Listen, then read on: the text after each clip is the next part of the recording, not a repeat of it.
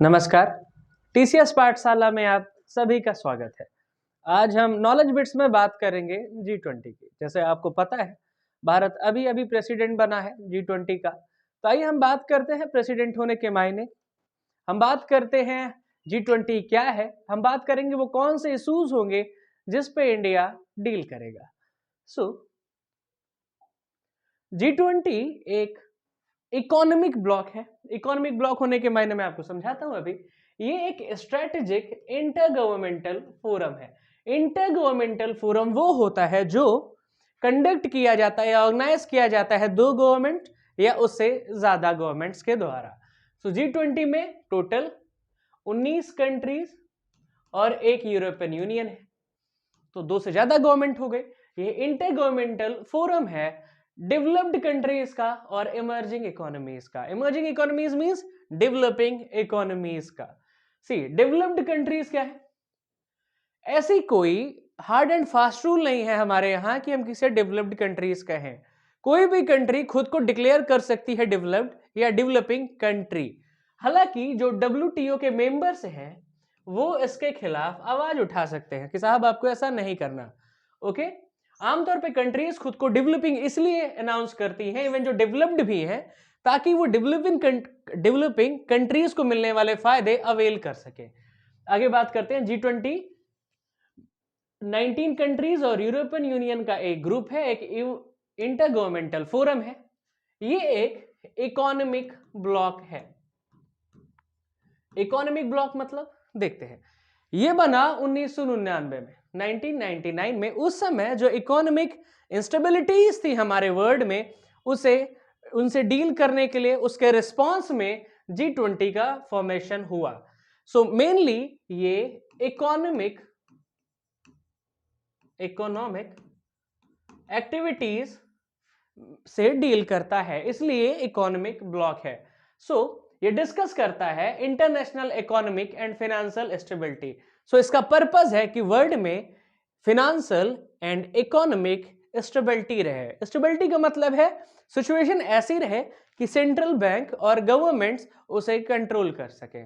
आइए आगे देखते हैं। इसमें इसके मेंबर्स हैं हमारे पास Argentina, Australia, Brazil, Canada, China, European Union, France, Germany, India, Indonesia, Italy, Japan, Mexico, Russia, Saudi Arabia, South Africa, South Korea, Turkey, United Kingdom and United States. यहां पे आपको 20 कंट्रीज नहीं देखनी है, इन सभी को याद नहीं करना है। आपको याद क्या करना होता है नॉर्मली कि कौन से भारत के नेबर G20 में है, कौन से भारत के नेबर G20 में नहीं है। आपको याद रखना होता है पाकिस्तान है या नहीं है। तो भारत के नेबर्स में से आप देखिए इसमें कौन है? इंडिया तो खुद है ही, इसके नेबर देखते हैं, चाइना है बस, और कोई नेबर नहीं दिख रहा, राइट? हमारा और कोई नेबर इसमें नहीं है। आपको इंडिया चाइना पे मोस्टली फोकस करना है। आपको याद रखना है कि पाकिस्तान इस ग्रुप पे नहीं है। बाकी आप याद कर सकते हैं इन 20 कंट्रीज मींस 19+1, तो आप याद कर लीजिए। आगे देखते हैं इंपॉर्टेंस क्या है G20 ग्रुप की। G20 ग्रुप दुनिया का 2/3 of the world's population comprise करता है मींस किससे मिलके बना है? दुनिया के 2/3 पॉपुलेशन से। इसकी जो जीडीपी है इंटायर वर्ल्ड की जीडीपी का 85% है। ये इंटरनेशनल ट्रेड का 76% केवल इन G20 से होता है। G20 means 19+1, 1 means European union, right? तो इन्हीं 20 ब्लॉक्स से 76% का इंटरनेशनल ट्रेड होता है। तो आप ये गेस कर सकते हैं अगर कोई भी फैसला G20 नेशंस लेते हैं तो इंटायर वर्ल्ड पे इसका क्या प्रभाव पड़ने वाला होगा, राइट? आगे हमारा टॉपिक है कि ये प्रेसिडेंसी कैसे दी जाती है किसी को, या प्रेसिडेंट कैसे इलेक्ट किया जाता है। हर साल इसकी मीटिंग होती है G20 की, नॉर्मली सितंबर से नवंबर के बीच में। नॉर्मली इसके एक्सेप्शंस हैं, जैसे 2010 में, 2012 में, 2017 में ये जून में हुई थी, या अलग महीने में सितंबर और नवंबर में नहीं हुई। लेकिन नॉर्मल कंडीशंस में ये मीटिंग सितंबर और नवंबर में होती है। इसमें पार्टिसिपेट करते हैं head of states, head of states means see दो चीजें होती है, head of state and head of government, दो में से कोई जा सकता है। नॉर्मली कई जगह में हेड ऑफ स्टेट और हेड ऑफ गवर्नमेंट एक ही होता है, कई जगह पे हेड ऑफ स्टेट और हेड ऑफ गवर्नमेंट अलग अलग होते हैं। जैसे भारत में पीएम और प्रेसिडेंट दो अलग अलग है। प्रेसिडेंट कौन है? हेड ऑफ स्टेट है, और पीएम हेड ऑफ गवर्नमेंट है। तो इंडिया से हेड ऑफ गवर्नमेंट इसमें रिप्रेजेंट करता है, राइट। और कौन जाता है? फिनांस मिनिस्टर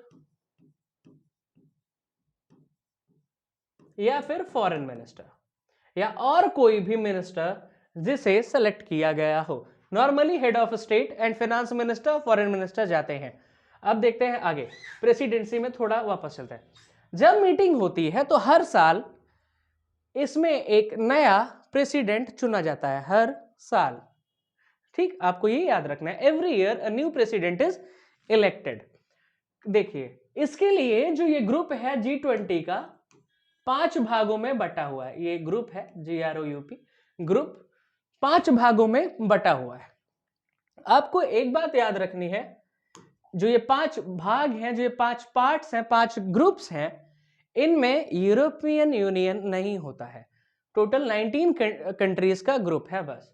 एक ग्रुप है जिसमें Australia, Canada, Saudi Arabia and US है। दूसरा जिसमें India, Russia, South Africa and Turkey है। तीसरा जिसमें France, Germany, Italy and UK है। चौथा जिसमें China, Indonesia, Japan, South Korea है।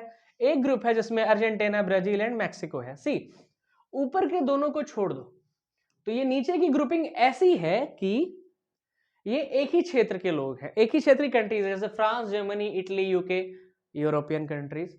China, Indonesia, Japan, South Korea आपको पता है कहां है, अर्जेंटीना, ब्राजील एंड मैक्सिको, है ना। ये एक ही क्षेत्र की कंट्रीज है। इनकी ग्रुपिंग थोड़ा डिफरेंट है। हर साल किसी एक ग्रुप का नंबर होता है जिसमें से प्रेसिडेंट चुना जाना होता है। जैसे इस year India, Russia, South Africa and Turkey में से किसी एक को प्रेसिडेंट बनना था।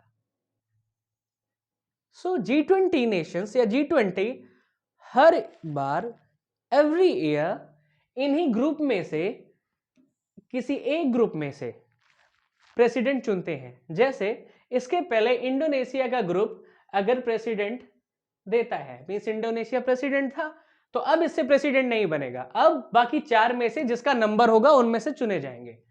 इवन एक ग्रुप के भीतर जितने कंट्रीज हैं, जैसे India, Russia, South Africa and Turkey, आपस में नेगोशिएट कर सकते हैं कि भाई साहब हम में से किसे प्रेसिडेंट बनना है। इंडिया निर्विरोध चुना गया इनमें से। इसके अपने मायने, हम लोग इसे पॉलिटिकल नजरिए से भी नहीं देख रहे हैं। ठीक, तो इस बार इंडिया बना इस ग्रुप से। ये सेम वही लाइन है, every year G20 select president from another group, means एक ग्रुप जिससे प्रेसिडेंट होगा उसे छोड़ के दूसरे ग्रुप जिसका नंबर होगा उसे प्रेसिडेंट चुना जाएगा ग्रुप में से। और ग्रुप मेंबर्स आपस में नेगोशिएट कर सकते हैं कि भाई साहब हम में से प्रेसिडेंट कौन बनने वाला है।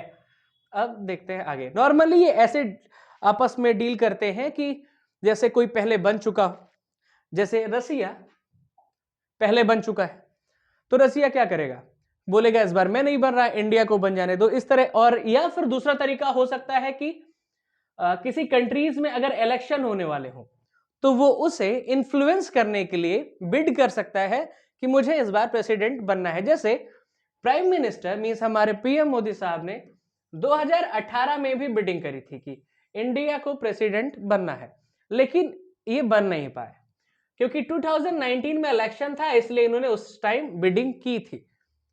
ये पॉलिटिकल नजरिया है।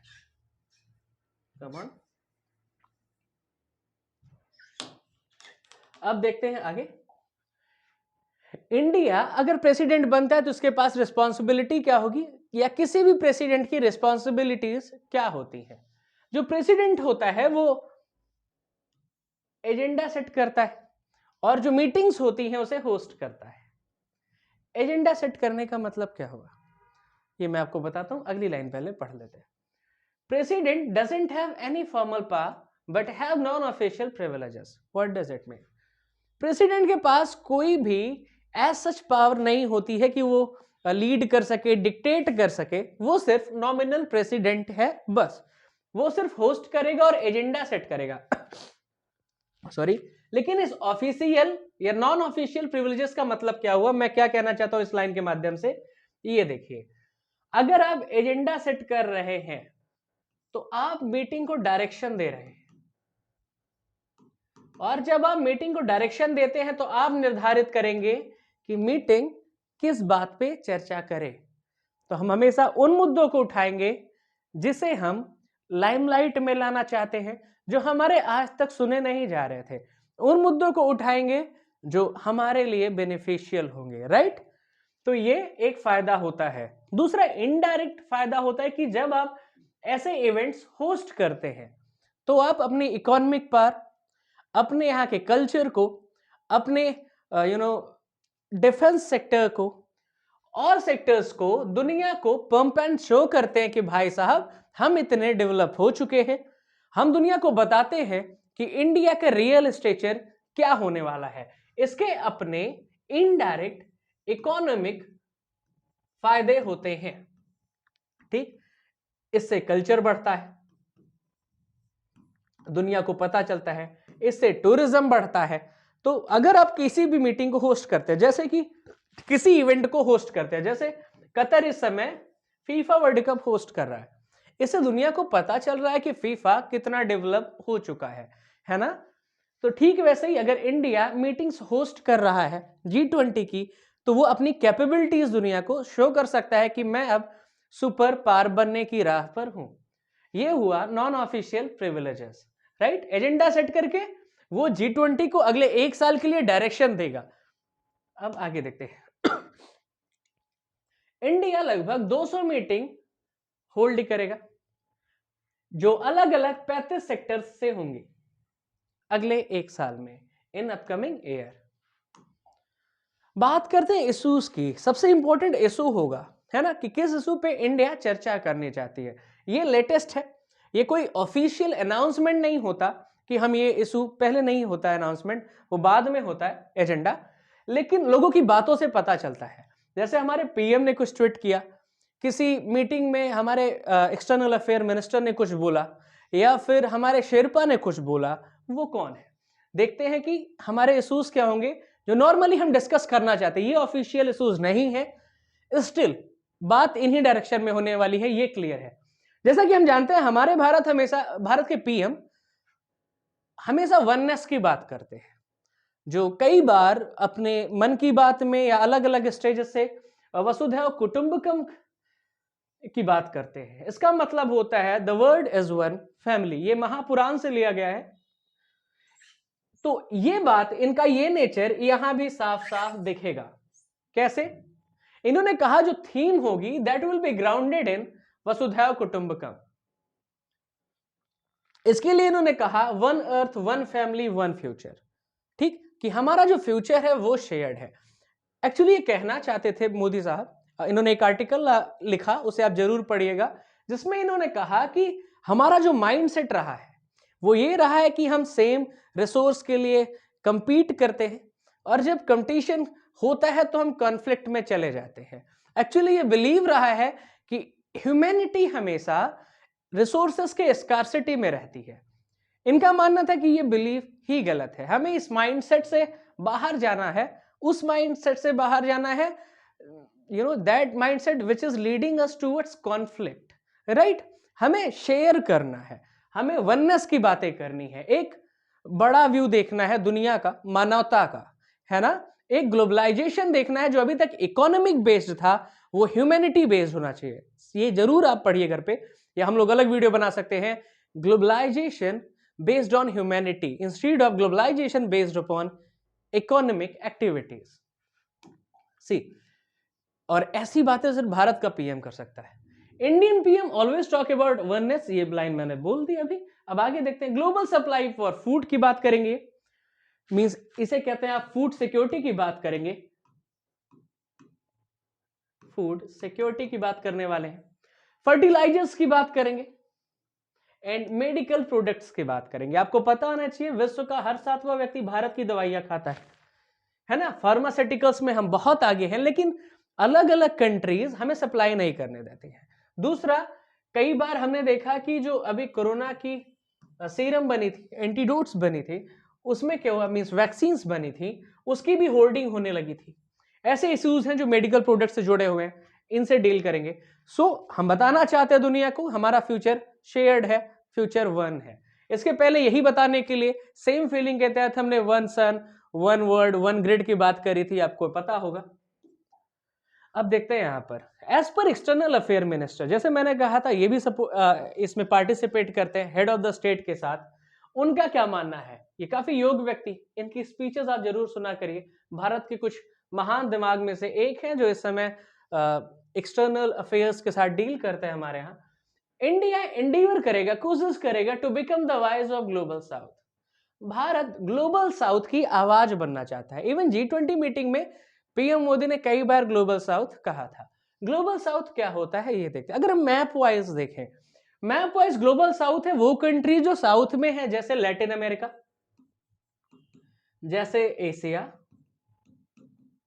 जैसे अफ्रीका, या फिर ओशियानिया, है ना। लेकिन अगर हम इसे इकोनॉमिक तरीके से देखें, इकोनॉमिक नजरिए से देखें, जैसे कि इकोनॉमिक ब्लॉक है तो इकोनॉमिक नजरिया बहुत इंपॉर्टेंट है। ये वो कंट्रीज है, मोस्टली यहां से वो कंट्रीज आती हैं जो डेवलपिंग है या लीस्ट डेवलप्ड है। सो भारत इन्हें हम पहले थर्ड वर्ल्ड कंट्रीज भी कहते थे। भारत थर्ड वर्ल्ड कंट्रीज की आवाज बनना चाहता है। ये कुछ वैसी ही कोशिश है जैसे जवाहरलाल नेहरू ने सिविल वॉर के टाइम की थी, है ना, जब उन्होंने नैम स्टार्ट किया था। हालांकि स्ट्रेचर और तरीका इस बार अलग है मुद्दा भी बिल्कुल अलग है, लेकिन कोशिश का डायरेक्शन वही है। हम एक बार फिर से लीडर बनना चाहते हैं। इससे भारत खुद की सॉफ्ट पावर शो करेगा कि भारत के लोग सुनते हैं। हालांकि सॉफ्ट पावर को सपोर्ट करने के लिए हमेशा हार्ड पावर होनी चाहिए, जिसे हम इकोनॉमिक पावर भी कहते हैं। तो एज पर इंडिया शेरपा, ये तीसरा व्यक्ति है जो इंपॉर्टेंट है हमारे लिए। शेरपा वो होता है जो ऑफिशियल रिप्रेजेंटेटिव होता है of the head of state in G20। जैसे G20 में जो रिप्रेजेंटेटिव होगा हेड ऑफ स्टेट का, वो शेरपा कहलाएगा। ठीक, ये है मिस्टर कांत इस टाइम। और इनके हिसाब से जो इश्यूज हैं वो ये है कि डेट क्राइसिस क्या है, स्लोइंग इकोनॉमी की बात करेंगे, इंपैक्ट ऑफ पेंडेमिक की बात करेंगे। जी हाँ, 2 साल हो गए लेकिन ये इंपैक्ट ऑफ पेंडेमिक अभी चल ही रहा है, तो हम इसकी बात करेंगे, राइट। इनके हिसाब से एक पॉइंट और है कि जो WTO है, IMF है और अदर ग्लोबल ऑर्गेनाइजेशंस है, इनमें रिफॉर्म्स होना चाहिए। इंडिया, ब्राजील, अफ्रीका, ये ऐसी कंट्रीज हैं जो बहुत सालों से कह रही है कि इनमें रिफॉर्म होना चाहिए। मींस जो इमर्जिंग इकोनॉमी है, इन्हें इतनी वैल्यू मिलनी चाहिए कम से कम जितनी इनकी कैपेबिलिटी है, जितनी इनकी इकोनॉमिक वैल्यू है, उसके हिसाब से इन्हें वैल्यू मिलनी चाहिए। इनके पास न्यूक्लियर पावर भी है ना, तो इन्हें इतनी इज्जत दो। इसलिए हम WTO और IMF में रिफॉर्म करना चाहते हैं। कुछ ऐसे ही बात यहीं से हमारे एक्सटर्नल अफेयर मिनिस्टर साहब ने भी कही थी। उन्होंने कहा था working towards the formation of new global order. What does it mean? इन्होंने कहा कि जो आज ग्लोबल ऑर्डर है वो 75 साल पुराना है। अभी जो ग्लोबल ऑर्डर है that is not as per the current stature of the countries. Means आज जो कंट्रीज P5 में है, वो कंट्रीज जो न्यूक्लियर कंट्रीज है, न्यूक्लियर स्टेट्स हैं, खुद को ऐसा कह रहे हैं, ये 75 साल पुराना हो गया। अब तो नया ग्लोबल ऑर्डर बनना चाहिए, जो पावर का डिस्ट्रीब्यूशन हुआ है वो फिर से होना चाहिए। सो इंडिया को वो रिस्पेक्ट मिलनी चाहिए जिसका हकदार इंडिया है या और कंट्रीज हैं। हम इसीलिए ग्लोबल साउथ की आवाज बनना चाहते हैं। ये था G20 का इशू बिना किसी पॉलिटिकल नजरिए के। हालांकि आप इसे थोड़ा और डिटेल में इकोनॉमिक नजरिए से देख सकते हैं, but I find it enough. Thank you.